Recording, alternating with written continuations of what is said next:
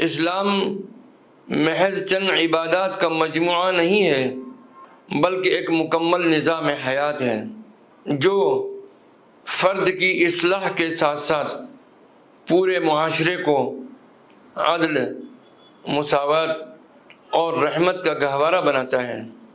اسلام ایک کامل ضابطۂ حیات ہے جو انسان کی روحانی، اخلاقی اور معاشرتی زندگی ہر پہلو سے سنوارتا ہے۔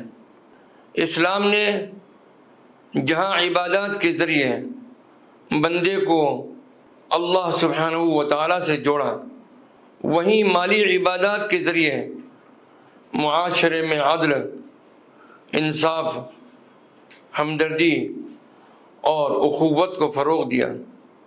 صدقہ، زکوٰۃ اور خیرات اسی اسلامی نظام معاشرت کے ستون ہیں۔ اسلام نے جہاں نماز، روزہ اور حج جیسی بدنی عبادات فرض کی ہیں، وہیں صدقہ، زکوٰۃ اور خیرات جیسی مالی عبادات کے ذریعے دلوں کو پاک، مال کو بابرکت اور معاشرے کو مضبوط بنایا۔ یہ وہ اعمال ہیں جن سے ایمان زندہ رہتا ہے، دل نرم ہوتے ہیں، مال میں برکت آتی ہے اور معاشرہ امن و سکون کا گہوارہ بنتا ہے۔ اگر آج کے دور میں امت مسلمہ کی معاشرتی اور اخلاقی کمزوریوں کا کوئی بنیادی علاج ہے تو وہ یہی 3 اعمال ہیں۔ حضرات محترم، ہم سب جانتے ہیں کہ مال اور انسان کا تعلق کیا ہے۔ اللہ سبحانہ و تعالی ارشاد فرماتے ہیں کہ انسان کے دل کو سب سے زیادہ چیز جس سے محبت ہوتی ہے وہ مال ہے۔ ارشاد خداوندی ہے، سورہ فجر کی آیت ہے، وَتُحِبُّونَ الْمَالَ حُبًّا جَمًّا۔ اسی لیے اللہ تعالیٰ نے ایمان کے امتحان کے لیے مال کو ذریعہ بنایا۔ بندہ دیکھے کہ وہ مال کا غلام بنتا ہے یا اللہ کا بندہ رہتا ہے۔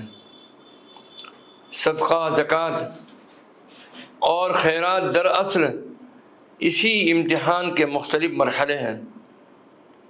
میں زکوٰۃ، صدقات اور خیرات کی اہمیت، فضیلت اور ہماری ذمہ داریوں کے موضوع پر مختصراً عرض کرنا چاہتا ہوں۔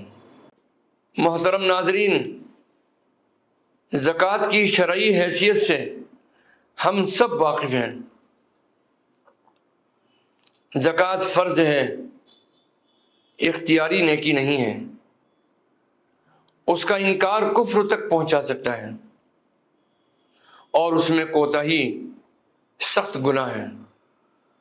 اللہ سبحانہ و تعالی فرماتے ہیں، سورہ توبہ کی آیت ہے، فَإِن تَابُوا وَأَقَامُوا الصَّلَاةَ وَآتَوُا الزَّكَاةَ فَإِخْوَانُكُمْ فِي الدِّينِ۔ یہ آیت واضح کرتی ہے کہ اسلامی معاشرے میں شمولیت کے بنیادی تقاضوں میں زکوٰۃ بھی شامل ہے۔ زکوٰۃ کی اہمیت کا اندازہ اس بات سے بھی لگایا جا سکتا ہے کہ زکوٰۃ اسلام کا بنیادی رکن ہے۔ زکوٰۃ اسلام کے 5 ستونوں میں سے ایک ہے۔